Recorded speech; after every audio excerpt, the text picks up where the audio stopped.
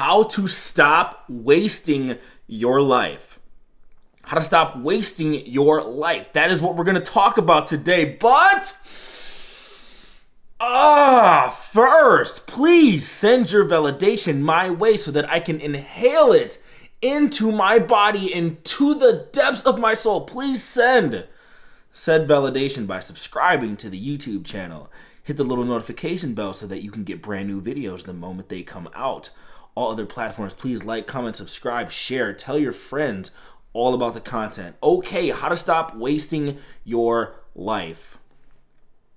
I always go back and forth on this, and if you've been following my channel for any length of time, you know I kind of go back and forth on this, but right now I'm just in a mood where I just have this belief, and it just seems so real to me, so I'm going to share it with you. And it's derived off of one of my favorite quotes of all time by one of my favorite authors of all time, Robert Greene. And he says, society wants to assign you a role. And the minute you accept that role, you are doomed. People are wasting their lives. Let's just call a spade a spade. People are wasting their life and they are accepting a role that was given to them by society, and they are doomed. Are you doomed? Do you find yourself in a position where you're really not living the life you want to live, but you're just constructing this castle of rationalizations to make yourself feel better about the fact that you are wasting your life? Do you really like your job, or are you rationalizing your dreams away? Do you have a dream job that you're pretending that you don't want? Do you have a dream business that you're pretending that you don't want, and you're just telling yourself like, well, you know, it's a really good job. It engages my skills. I feel I'm rising up, I'm collaborating, I'm synergistic, like BS. Are you or are you not working at the job you really want to work at? How is your contentment? Do you wake up excited to be alive, or do you wake up inside of a box? Society wants to assign you a role and put you into a box. I talked about this on my Instagram story. You literally get inside of a box and drive to work. Your building is in the shape of a box. You go into a cubicle and you sit in a box. You open up your computer screen, which is a box. You do manual labor. You create boxes or something else. And look, are there some people who truly enjoy living this way, truly enjoy these professions? I guess. But really, when you break it down, if left to your own devices, if you could really have 100% certainty that things would work out the way that you wanted to, if you had 100% certainty that anything you tried would work, would you be an accountant? Out of all the possibilities of things you could do, if you thought that anything you tried would work, would you be working in retail? Tell me the truth. Would you be doing what you are doing for a living? Would you be doing what you are doing from the moment you wake up to the moment you go to bed if you knew that your actions would turn out successful? Heck no. I'm no longer cursing, YouTube overlord, so do not derank my video. I said heck. But let's just be honest with ourselves. And I always try to balance optimism with pragmatism. I know that we can't all be Hollywood actors and actresses. I know we can't all be these crazy rich entrepreneurs, but it's like, dude, get at least 10 to 15% above the comfort zone that you are living in, this box that you are living in. I don't know. The sad thing about it is, you know, I've always come from the place where I'm going to tell you the truth. And the truth about it is, like I always say, only a small handful of people are ever going to break outside of that box. Only a small handful of people who are even watching this video are going to break out of that box. But it's worth trying. And we feel the weight of that box every day, and we just like pile on these rationalizations, one on top of the other. You just, every day is like a fight where you wake up and you just try to convince yourself that you're happy when you're not. You try to convince yourself, and you try to distract yourself with all of these different, you think that buying a new car, you buy the new car It feels good for a little bit. Then it just becomes a box that you drive in. You get the new clothes. It makes you feel good the first time you wear it. Then you get used to that. And nothing ever seems to fill the void. Nothing ever seems to quiet that voice, that whisper telling you the thing you want to do. And it's tough. I get it. And it frustrates me to see this happening to people. And it happens to me too. It's like there are limiting beliefs that I put on myself. There are boxes that I live in. I understand that no one is truly an original thinker, that we adopt these narratives that were given to us. So like I'm just doing the best to try to take the preconceived narratives that already exist in the world and like try to choose the ones that at least put me somewhat in the direction of my dreams. It's kind of like, oh, our dreams are for the birds. Dreams, come on, you don't have to live a dream. You could be happy and content. You could meditate. You could move to a cave and find spiritual contentment, really understanding that none of this essentially matters. But that lane is just as difficult almost. The contentment lane is almost as difficult as the getting what you want lane. But then in the getting what you want lane, you get what you want. So you know what? I'm about getting what I want. I'm about you getting what you want. And it's not about materialism. It's not about toys. It's not about money for the sake of buying things. It's for freedom. It's to wake up and be able to do whatever you want from the moment you wake up to the moment you go to bed. If left to our own devices, that's what we'd all be doing. Everyone likes to talk a good game about how like they're happy and content, but if you look at the way they behave, it's like clear they're not.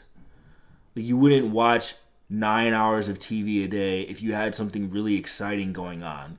Like I watch TV, I love TV shows. TV shows are awesome. But I have so many other things that are like worth working on. So like I watch TV when I'm like collapsed and I have no more mental energy to be creative than I watch TV. If you are watching TV 3, 4, 9 hours a day, going out to get drunk every weekend, that's not normal. That is abnormal. To be ingesting substances to alter your reality 52 times a year, multiple times each weekend, because you can't handle your own reality. Because your own reality, when you're sober, it isn't good enough for you. We have all these little coping mechanisms to deal with our box.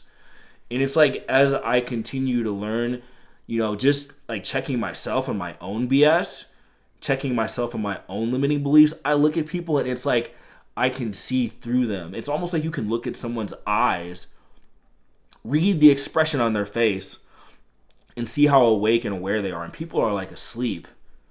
You go to college, people have a decent amount of idealism in college because the promises of the box, the promises from the societal overlords, they haven't delivered on them yet. So they still sound good to you. It's like, oh, okay, I'll get out of college, make $50,000, $60,000, which, yeah, that is a lot of money getting right out of college when you're a kid. That's a good trade. That's a nice carrot for you. Like, oh, yeah. So you go to that first, age 20 to 25, you graduate college, you got your nice job. Like, you don't really like it, but you got extra spending money. You got your nice apartment in the city. You get to go out with your friends and have a good time. And you're like, okay, I'll still start that business later. I'll do that. I'll do the other stuff later. I'm having a good time now. I got my $50K. I'm having fun. Leave me alone. Then you're like 25 and you're like still at the job. You're still there. Then you find somebody, then, you get married. The next thing you know, you have kids. Next thing you know, you have a mortgage to pay for the house. Next thing you know, you have all these credit card debt that you racked up. And then you got the loans that you took out. Like you took out $50K in loans to get $50K a year. Math seemed okay to you at the time, so you have that to pay for.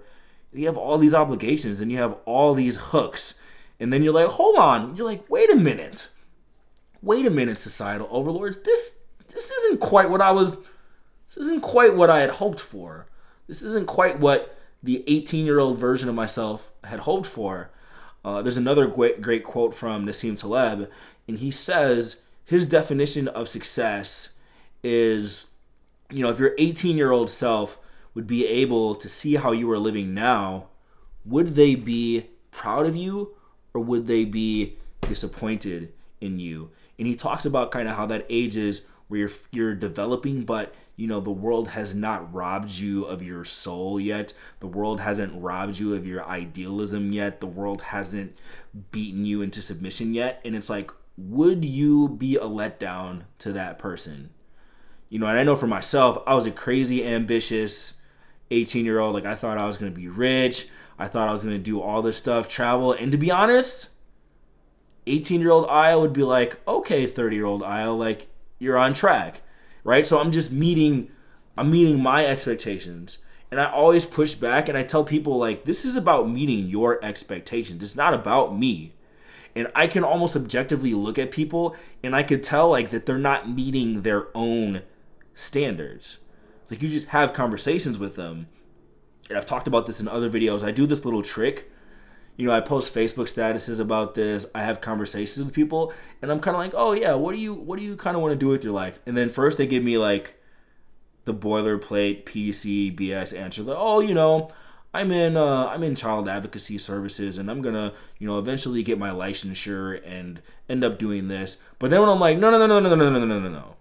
What do you really want to do? Like, what's the thing that you would do if you knew it would work? Then they're like, oh, well, I want to start this organization and like move to Africa and build hospitals. Or they're like, oh, I want to start this business and all this stuff. And I remember I put up this Facebook status one time about like what business you would start if you knew it would work. And there was this one girl, she knew exactly what the business was.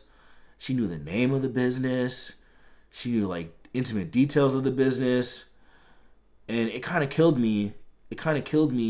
Just to realize that, like, statistically speaking, that meticulously crafted dream in her head, like, it's probably not going to happen.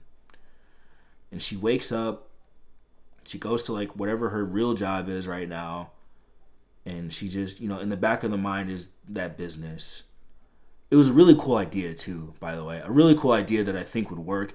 And, I'm not wishing failure on her. I actually hope that it works out. But I go into self-improvement knowing that for the most part, only a handful of people are going to do it. And, it's tough. There's a lot of obstacles to go through. Dealing with your own self-doubt is terrible. Dealing with rejection and fear of embarrassment, like, the feelings are so strong and palpable. Like, see, that's where I come from. Like, I don't blame people for not following through. Like, it's hard to deal with that stuff in your mind. It doesn't feel good. Like, you wake up and then you like start, you try, and then like you slip up, and the minute you slip up, it just like goes in your head. You're like, I should just quit. I get that feeling. It sucks. Like, that you have the potential to do the thing, and then when it gets a little bit hard, like, you just quit. You just fold like a lawn chair, and it's natural. That's the natural thing to do. Like, to get outside of the box, to escape the role society has planned for you, to actually follow through and achieve some dream, it's completely unnatural, abnormal, antithetical to all of the evidence you see in the outside world. There is no evidence when you use the lens of society. There's no evidence to suggest that little old you is capable of doing jack you know what. There's no evidence of that. And I feel for people. I really do. I'm not saying any of this is easy, but it's like, dude, go back to the same themes I always talk about. Self-improvement is just a series of cliches that will really profoundly change your life if you embrace them. It's all cliches. You know this. They're all cliches. And they're just deeply effective if you embrace them. And that's all I'm really trying to do, is to say self-help cliches in a unique way to get them to sink into your brain. But it's like, you are going to die. You don't know when you are going to die. You are going to die. And most people die with all of their dreams on the table, all this potential left on the table. And it sucks. But then there are these people who do follow their dreams. Like, I just see all these people. Like, I have a bunch of friends. They all write for a living. We all we're in these groups where we chat with each other online, and we're always talking about like how frustrated it is, how much self-doubt we all go through. We're all like these little neurotic, anxious wrecks, but we still like put our stuff out there. So the thing is, like, the anxiety doesn't go away. The self-doubt doesn't go away. You're not like, we're not inherently better and confident, more confident than anyone else, but we just kind of like, we just keep, for some whatever reason, we just keep doing it. I just keep making these videos, you know, no idea whether it's going to work or not, but I just keep making the videos, like, just keep making the videos. I started writing 5 years ago, had no idea whether or not it would work. The first couple of years, there was really no evidence that it was going to work out super well, but I just kept doing it. I was like, you know what? I'm just going to keep doing it. Whatever. I'm not going to die if it doesn't work out.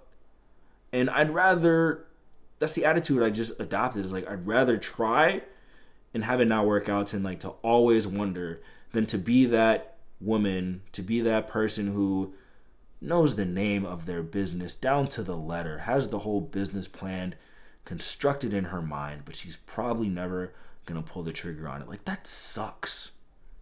So I'm the type of person who, I want to use whatever emotion is useful to cause the action at the time. So like, if negativity is the emotion that's going to help you move forward, then let's just go with that. Like, dude, are you wasting your life? I know that when you get started, I know you've tried before, and I know you quit very early. I know you get frustrated with all the little minutia and the obstacles that get in your way. I know it seems like success is very far away. I know you constantly doubt yourself. I know you're scared of what your friends and family will think.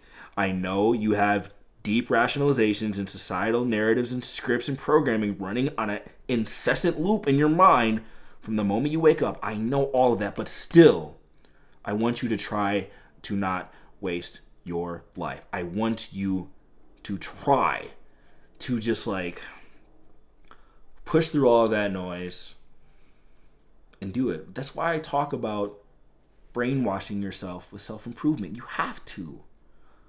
You have to. Otherwise, you're going to walk around with these people, like, honestly, and I'm not saying this with malice, like saying they're not worthy as human beings. They are. But I look at people walking around, it's like they're dead. They're dead. 99% of people over the age of 40, dead. They might as well be dead. They might as well be dead.